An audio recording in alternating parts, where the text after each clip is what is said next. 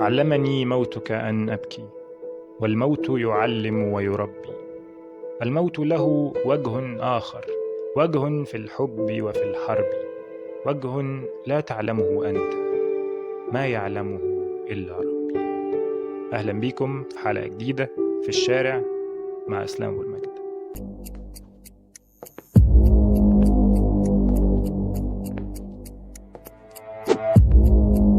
تفتكر لو قدرنا بطريقة ما نزرع عقل شخص متوفي في جسد شخص تاني، هل الأفعال الأخلاقية اللي هتصدر من الشخص ده هتنسب لصاحب الجسد ولا لصاحب العقل؟ خلي بالك، عقلك هو ذكرياتك ووعيك وطريقة تفكيرك وإدراكك. فهل لما الشخص ده يرتكب أي فعل، هل ده معناه إن المتوفي هو اللي ارتكبه؟ وهل ده من العدل أصلا؟ يعني الشخص مات وريح وارتاح، هل من العدل إننا ننسب له فعل معين بعد موته؟ يعني مثلا لو الشخص اللي اتزرع فيه العقل ده قتل، هل من العدل إننا نقول إنه ده هو قتل بعقل فلان، إذن فلان اللي هو أصلا مات من سنين قاتل؟ المعضلة دي ممكن تخلينا نفكر أكتر في إمكانية وجود أخلاق للموتى. ثواني بس معلش كده، موتى وأخلاق؟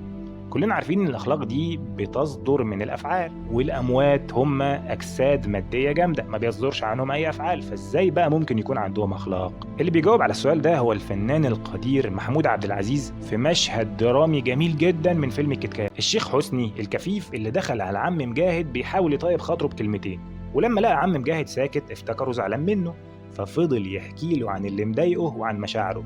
فضل يتكلم ويخرج كل اللي جواه وهو مش عارف ان عم مجاهد ميت اصلا. هنا بنلاقي الجثه قدرت فعلا تسبب تغيير حقيقي في نفسيه الشيخ الكفيف اللي فضل يتكلم وهو فاهم ان في حد بيسمعه ومهتم بكلامه. الاشخاص اللي بيتبرعوا باجسادهم للعلم بعد الموت، اجسادهم هنا اصبحت رمز اخلاقي مرتبط بيهم حتى بعد موتهم. ده مش لانهم اتحركوا او قاموا باي فعل، لكن لانها امتداد لاراده اخلاقيه قالها صاحبها قبل ما يموت. جثث المنهزمين في المعارك لما كانت بتتعلق على البوابات كرمز لانتصار الطرف الآخر، دي جثث بتحمل رسالة أخلاقية معينة. في الطب الشرعي مثلا الجثث ممكن تتكلم وتحكي سبب موتها عن طريق علامات معينة فيها، هل مات مسموم؟ هل مات مخنوق؟ هل مات منتحر ولا في حد قتله؟ جثث المصريين القدماء بتحكي كتير عن نفسها، عن مكانة الفرد، عن وظيفته، وهل كان خاين ولا بطل. كل دي رموز أخلاقية ممكن يعبر عنها إنسان ميت، رموز بتخلينا نحاكم الموتى ونحاسبهم حتى بعد ما نزع الموت عنهم الإرادة.